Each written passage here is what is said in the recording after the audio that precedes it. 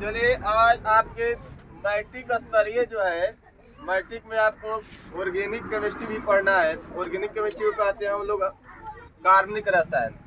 कार्बनिक रसायन के अंतर्गत एक आपका जो है उसका ब्रांच आता है, शाखा, जिसका नाम होता है हाइड्रोकार्बन। क्या नाम होता है? हाइड्रोकार्बन नाम होता है। हाइड्रोकार्बन उसको कहते हैं। यह आपके नाम से ही स्पष्ट आप लोग देख सकते हैं कि यह दो शब्दों से मिलकर बना है, हाइड्रो और कार्बन। तो हाइड्रो मतलब हो जाएगा यहाँ हाइड्रोजन। क्या हो जाएगा? हाइड्रोजन जोड़ कार्बन। हाइड्रोजन जोड़ कार्बन, इस दोनों को मिला देता है हाइड्रोकार्बन बनता है। तो हम लोग कह सकते हैं कि रसायन विज्ञान की वह शाखा जिसमें हाइड्रोजन और कार्बन से बने यौगिकों का अध्ययन किया जाता है, हाइड्रोकार्बन कहलाता है। लिख भी देते हैं हम आपको कि रसायन विज्ञान की वह शाखा, रसायन विज्ञान की वह शाखा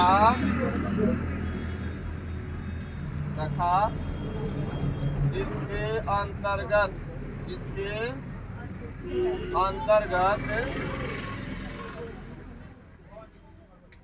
अंतर्गत हम लोग हाइड्रोजन और कार्बन से बने यौगिकों का अध्ययन करते हैं। कार्बन से बने यौगिकों का अध्ययन करते हैं। यौगिकों का अध्ययन करते हैं, उसे हाइड्रोकार्बन कहा जाता है। जैसे आप लोग सुने होगा मीथेन, इथेन, प्रोपेन। आपके गैस सिलेंडर में जो आइसोब्यूटेन भरा हुआ रहता है, तो उसी के बारे में आज हम लोग को पढ़ना है। परिभाषा आपको दिखाई दे रहा है कि यह कौन दो शब्द से मिलकर बना है। कौन कौन? तो हाइड्रो और कार्बन से। हाइड्रो मतलब हाइड्रोजन और कार्बन। तो कहने का अर्थ है ये कार्बन जो है 3.6 करोड़ यौगिक का निर्माण करता है। उसमें एक ब्रांच है हाइड्रोकार्बन। उस हाइड्रोकार्बन के बारे में आज हम लोग पढ़ेंगे। परिभाषा देख लिए, किससे किससे मिलकर बना होता है? तो हाइड्रोजन और कार्बन से मिलकर बना हुआ होता है। किससे मिलकर बना होता है? हाइड्रोजन और कार्बन से मिलकर बना होता है। आगे इसको हम आगे बढ़ाते हैं। हाइड्रोकार्बन जो है आपका, वह हाइड्रोकार्बन आपको हो जाएगा दो प्रकार का होता है।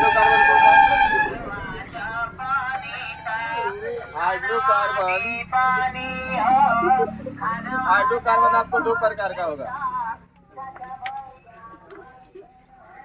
हाइड्रोकार्बन दो प्रकार का होगा। एगो कहते हैं हम लोग हाइड्रोकार्बन कितने प्रकार के हो जाएंगे यहाँ? तो दो प्रकार के हो जाएंगे। एक हो जाएगा एलिफैटिक, एक का नाम होता है एलिफैटिक, और दूसरा का नाम होता है एरोमेटिक। एक का नाम होता है एलिफैटिक, दूसरा का नाम होता है एरोमेटिक। एरोमेटिक आपको दो प्रकार का ही भी हो जाता है, ए साइक्लिक और साइक्लिक। ए साइक्लिक और दूसरा हो जाता है साइक्लिक। साइक्लिक जो कि आपको नहीं पढ़ना है 10th में, वो पढ़ना 11th 12th में पढ़ना है। आपको केवल पढ़ना है एलिफैटिक। एलिफैटिक आपका दो प्रकार का होता है। पहले का नाम होता है संतृप्त हाइड्रोकार्बन, और दूसरा का नाम होता है असंतृप्त।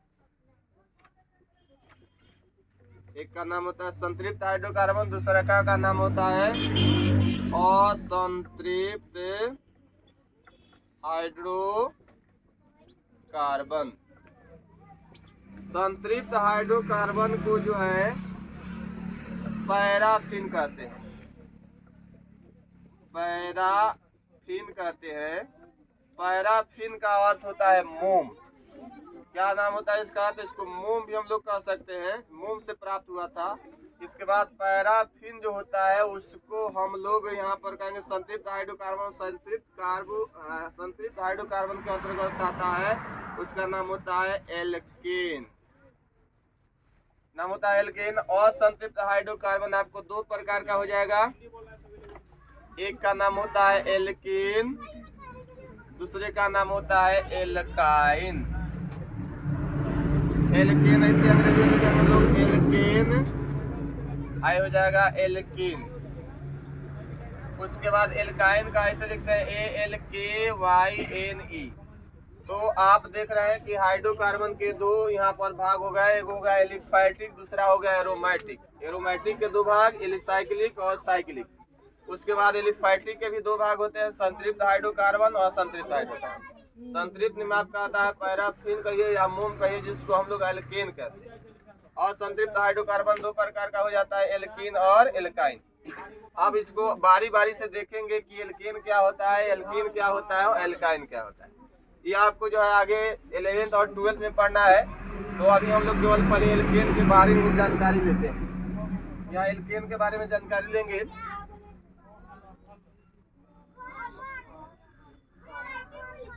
एल्केन, ये आपको है एल्केन।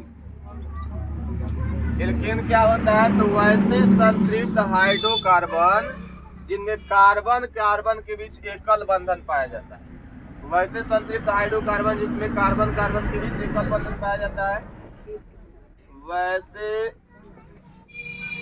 संतृप्त हाइड्रोकार्बन जिनमें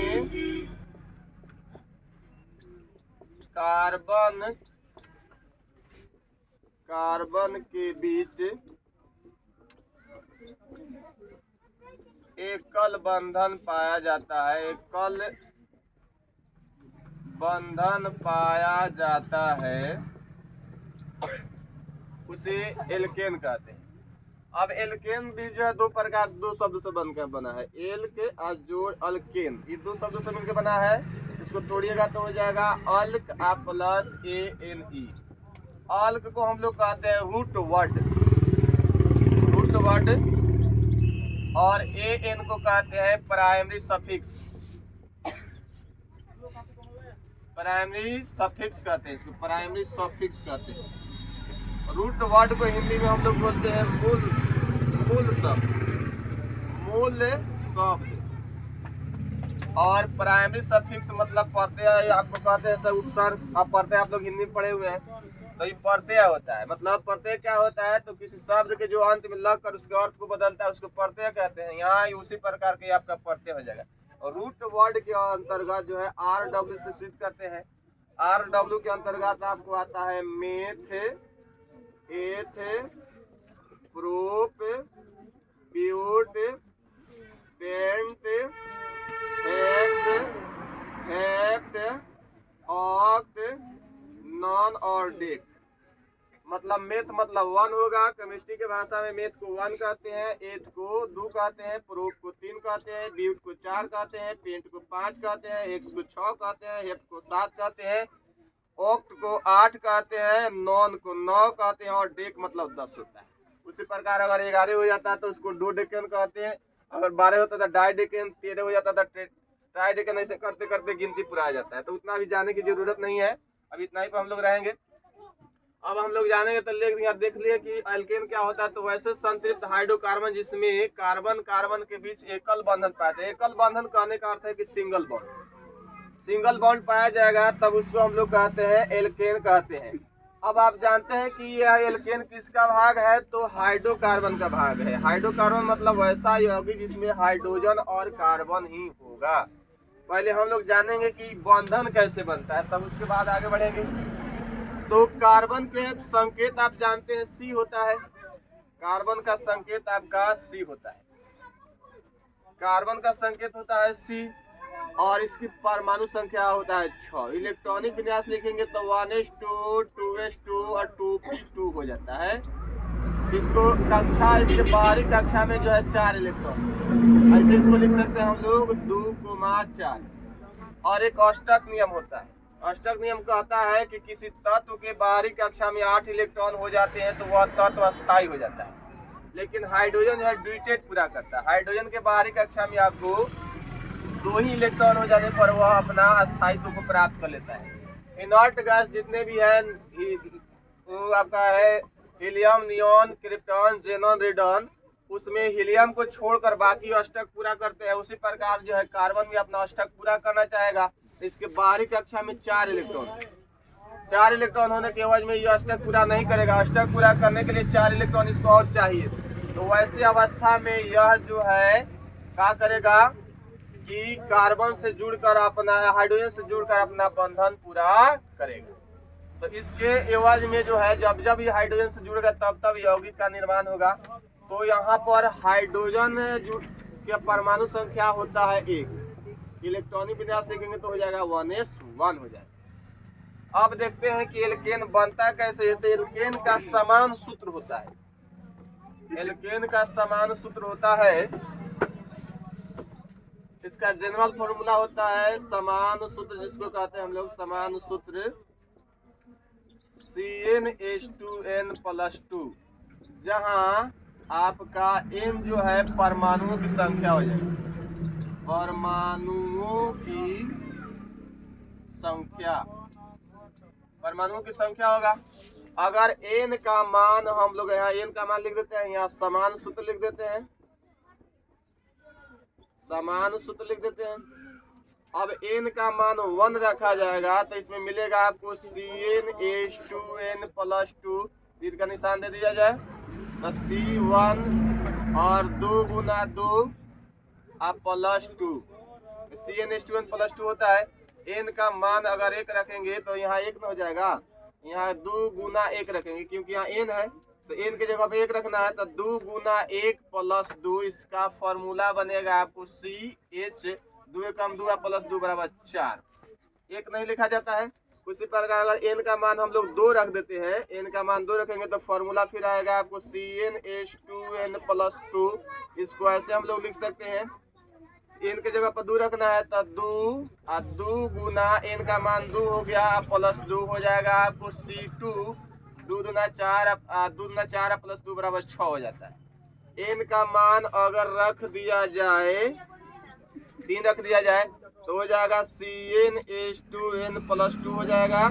यहाँ पर हो जाएगा 3 और 2 गुना फॉर्मूला में यहाँ हमेशा 2 है, n का मान 3 रखना है तो गुना 3 +2 बराबर हो जाएगा आपको C3 3 6 2 8 हो जाएगा। फिर अगर n बराबर हम रख देते हैं 4 रख देते हैं तो हो जाएगा CnH2n+2 हो जाएगा। उसके बाद यहाँ पर C4 हो जाएगा। 2 गुना फिर n का मान रखना है तो 4 हो जाएगा +2 बराबर हो जाएगा C4 4 दूना 8 और 2 10। इसी प्रकार आप n का मान रखते जाइएगा, आपका क्या कहते हैं कि समान सूत्र इसका प्राप्त होते जाएगा। अब रही बात कि इसका नामकरण हम लोग कैसे करेंगे। तो नामकरण करने के लिए हम आपको बता दिए हैं कि इसका नामकरण जो होता है वो समान नाम होता है, वो IUPAC नेम होता है, IUPAC नेम होता है, international union of pure applied chemistry. इसका पूरा नाम हो जाता है इंटरनेशनल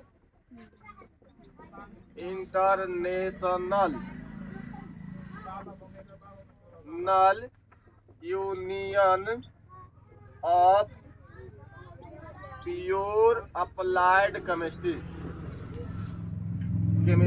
इसका पूरा नाम होता है international union of pure applied chemistry नाम होता है।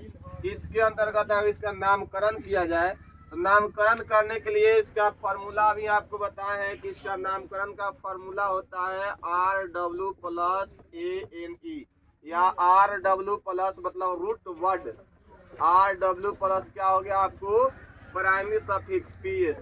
तो RW जो है अभी आप लोग लिखे थे देखे meth eth prop but pent hex hept oct non dec था और प्राइमरी सफिक्स इसका ANE हो जाएगा। देखा आपको बताते हैं कैसे इसका नामकरण हम लोग करते हैं। सूत्र तो आप देखिए कि सूत्र कैसे बनाया जाता है।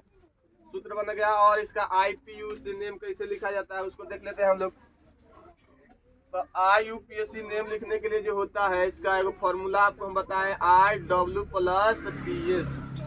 RW कहने का अर्थ है क्या लिख देते हैं RW मतलब मेथ एथ प्रोप ब्यूट, उसके बाद meth eth prop but pent hex hept oct, non और डेक हो जाएगा।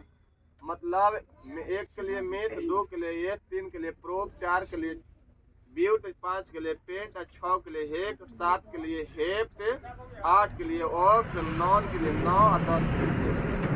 इसमें अगर नामकरण किया जाए, जैसे मान लीजिए अगर आपको CH4 का नामकरण करना है तो कार्बन कितने हैं? एक, तो एक के लिए हो जाएगा मेथ और इसका प्राइमरी सफिक्स होता है AN, नाम हो जाएगा मेथेन। क्या नाम हो जाएगा आपके भाई मेरे?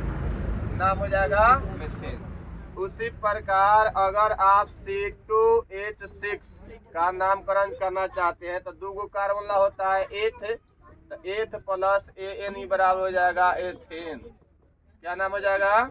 एथेन नाम हो जाएगा। उसी प्रकार अगर आप नामकरण करना चाहते हैं C3H 3 6 2 8 तो हो जाएगा इसको एथ के बाद होता है, आपको देखिए एथ के बाद क्या है तो प्रोप है, तो प्रोप प्लस ANE बराबर हो जाएगा प्रोपेन। उसी प्रकार कार्बन एक था, यहाँ दो था, यहाँ तीन था, यहाँ चार हो जाएगा। तो चार दूना दुगुना से इसमें जो है एक और इसमें जो है गुण होता है कि दुगुना से दो ज्यादा हाइड्रोजन हमेशा होता है। जैसे 3 × 6 = 8 हो गया था, 2 × 4 = 6 हो गया था। उसी प्रकार यहाँ अगर 4 का दुगुना में 2 जोड़ लीजिए तो 4 दूना 8 और 2 हो जाएगा 10। तो 4 के लिए आपको क्या लिखना होगा? ब्यूट लिखना होगा। तो ब्यूट प्लस ANE बराबर हो जाएगा ब्यूटेन। क्या हो जाएगा? नाम हो जाएगा इसका ब्यूटेन। उसी प्रकार अगर कार्बन 5 हो तो हाइड्रोजन हो जाएगा 5 × 10 और 2 12। तो 5 के लिए होता है पेंट प्लस ANE हो जाएगा पेंटेन। ठीक, इसी प्रकार इसका नामकरण कर लिया जाता है। इसके बाद इसका नामकरण हो गया सूत्र प्राप्त कर लिए, उसके बाद इसका संरचना सूत्र बनता है।